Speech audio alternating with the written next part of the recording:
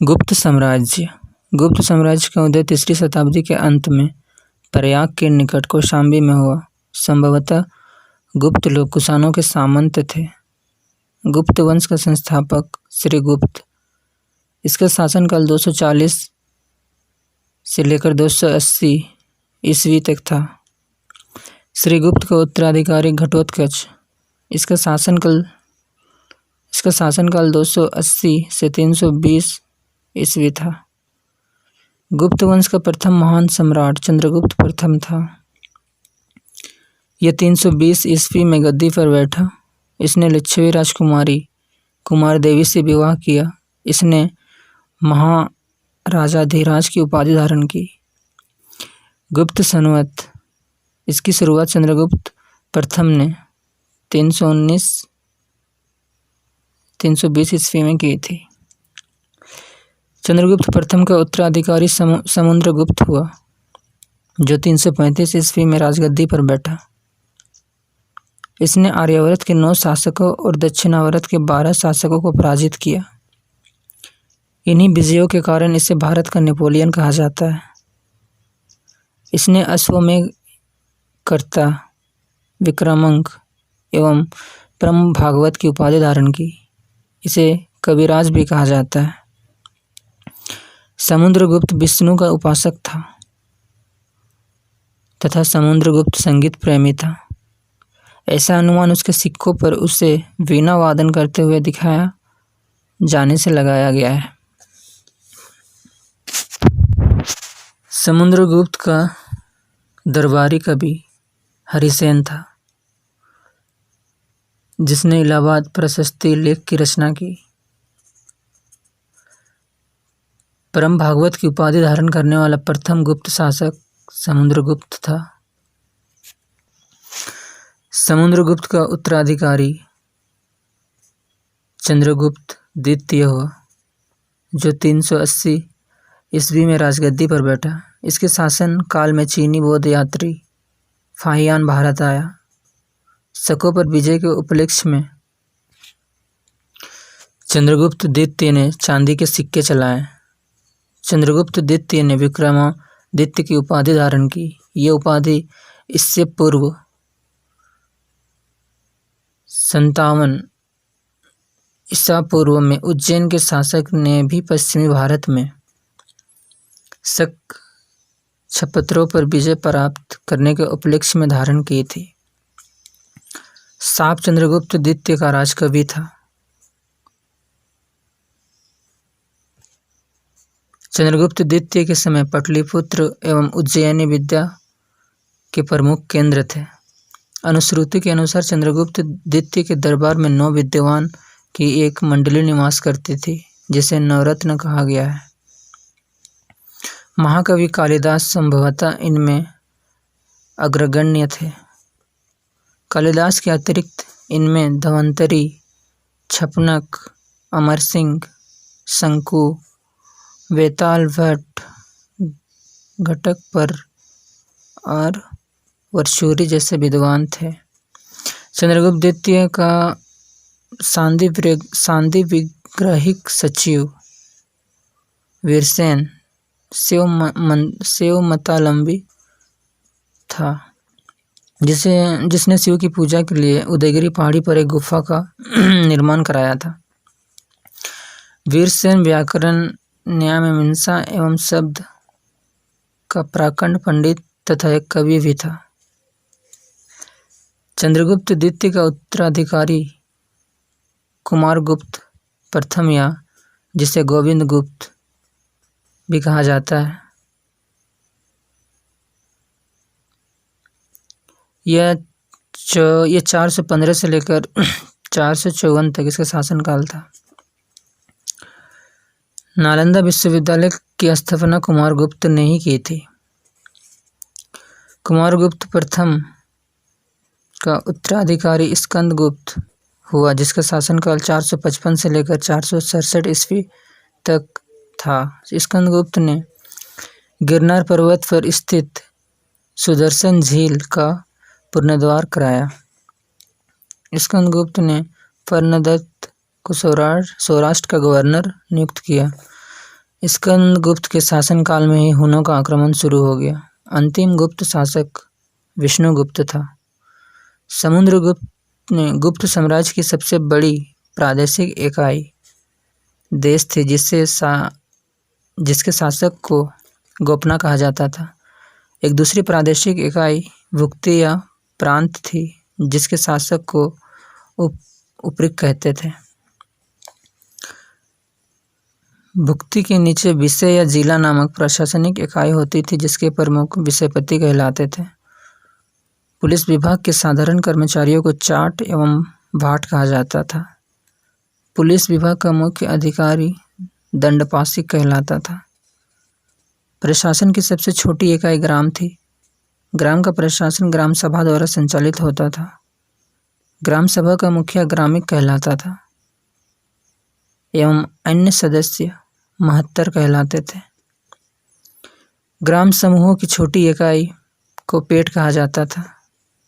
गुप्त शासक कुमारगुप्त के दामोदरपुर ताम्रपत्र में भूमि बिक्री संबंधी अधिकारियों के क्रियाकलापों का उल्लेख है। भू राजस्व कुल उत्पादन का 1/4 भाग या 1/6 भाग हुआ करता था। गुप्त काल में बलात् श्रम राज्य के लिए आय का एक स्रोत माना जाता था।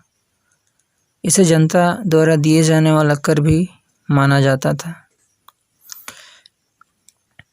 गुप्त काल में आर्थिक उपयोगिता के आधार पर निम्न प्रकार की भूमि थी। पहला, जिसे क्षेत्र कहा जाता था, यह कृषि करने योग्य भूमि थी। वास्तु, इस भूमि में वास करने योग्य भूमि थी। तीसरा था चारागाह भूमि, इसमें पशुओं को चारा योग्य भूमि थी। सील, ऐसी भूमि जो जोतने योग्य नहीं होती थी, उसे सील भूमि कहा जाता था। अपरहत, ऐसी भूमि जो जंगली होती थी। सिंचाई के लिए रहट या घंटी यंत्र का प्रयोग होता था। श्रेणी के प्रधान को ज्येष्ठक कहा जाता था। गुप्त काल में उज्जैन सर्वाधिक महत्वपूर्ण व्यापारिक केंद्र था।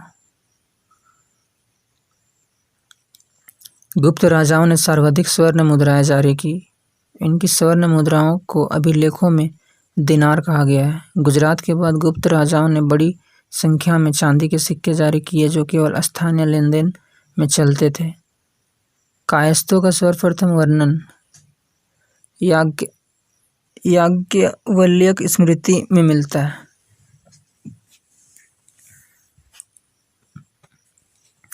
जाति के रूप में कायस्थों का सर्वप्रथम वर्णन ओशनम स्मृति में मिलता है। विंध्य जंगल में सबर जाति के लोग अपने देवताओं को मनुष्य का मांस चढ़ाते थे। पहली बार किसी के सती होने का प्रमाण 510 ईस्वी में भानुगुप्त के एरन अभिलेख से मिलता है, जिसमें किसी भोजराज की मृत्यु पर उसकी पत्नी के सती होने का उल्लेख है। गुप्त काल में वेश्यावृत्ति करने वाली महिलाओं को गणिका कहा जाता था। वृद्ध वेश्याओं को कोटनी कहा जाता था। गुप्त सम्राट वैष्णव धर्म के अनुयायी थे तथा उन्होंने इसे धर्मराज बनाया था। विष्णु का वाहन गरुड़ गुप्तों का राज्य चिन्ह था। गुप्त काल में वैष्णव धर्म संबंधी सबसे महत्वपूर्ण अवशेष देवगढ़,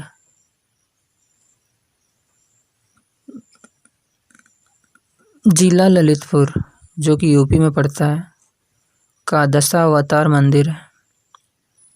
ये बेतवा नदी के तट पर स्थित है।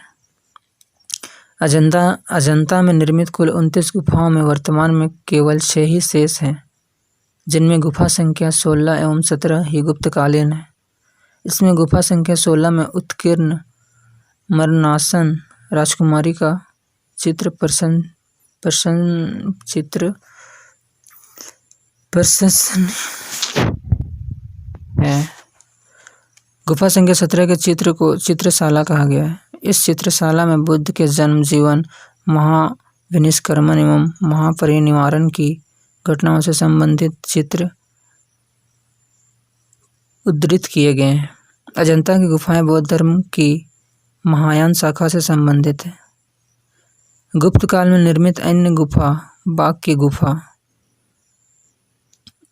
जो बाघ नामक स्थान जिला धार, जो एमपी में पड़ता है, नामक स्थान पर विंध्य पर्वत को काटकर बनाई गई थी। गुप्त काल में विष्णु शर्मा द्वारा लिखित पंचतंत्र को संसार का सर्वाधिक प्रचलित ग्रंथ माना जाता है। बाइबल के बाद इसका स्थान दूसरा है। इसे 5 भागों में बांटा गया है। पहला है मित्र भेद, दूसरा है मित्र लाभ, तीसरा है संधि विग्रह, और चौथा है लब्ध परनाश, और 5वां है अपरिच्छाकारित्व। आर्यभट्ट ने आर्यभट्टम एवं सूर्य सिद्धांत नामक ग्रंथ लिखे। उसने सूर्य ग्रहण एवं चंद्र ग्रहण के वास्तविक कारण बताए। आर्यभट्ट पहला भारतीय नक्षत्र वैज्ञानिक थे जिसने घोषणा की कि पृथ्वी अपनी धुरी पर घूमती है। वराहमिहिर ने बृहत संहिता, पंच सिद्धांत, बृहज्जातक एवं लघु जातक की रचना की। बृहत संहिता में नक्षत्र विद्या, वनस्पति शास्त्र, प्राकृतिक इतिहास एवं और भौतिक भूगोल के विषय पर चर्चा की गई है।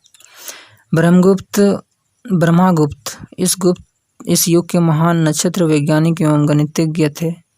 उसने यह घोषणा की कि न्यूटन के सिद्धांत के पूर्व कल्पना कर ली। प्रकृति के नियम के अनुसार सभी वस्तुएं पृथ्वी पर गिरती है, क्योंकि पृथ्वी स्वभाव से ही सभी वस्तुओं को अपनी ओर आकर्षित करती है।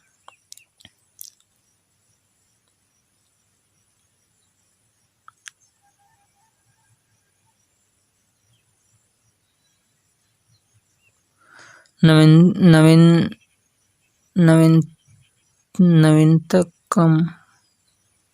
की रचना गुप्त काल में की गई। इस पुस्तक में नुस्खे, सूत्र और उपचार विधियां दी गई है। पुराणों की वर्तमान रूप में रचना गुप्त काल में हुई। इसमें ऐतिहासिक परंपराओं का उल्लेख है। संस्कृत गुप्त राजाओं का शासकीय भाषा थी। गुप्त काल में चांदी के सिक्कों को रुपयक्का कहा जाता था।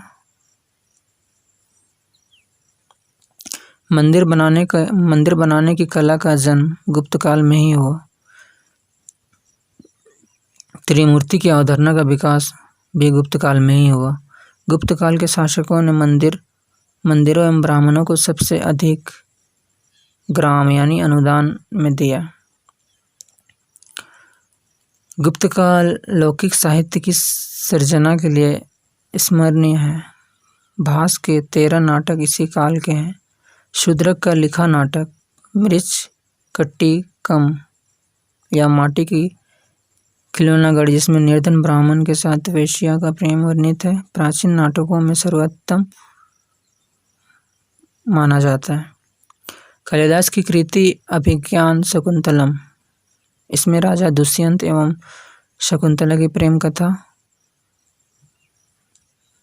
द्वितीयक भारतीय रचना है, जिसका अनुवाद यूरोपीय भाषाओं में हुआ।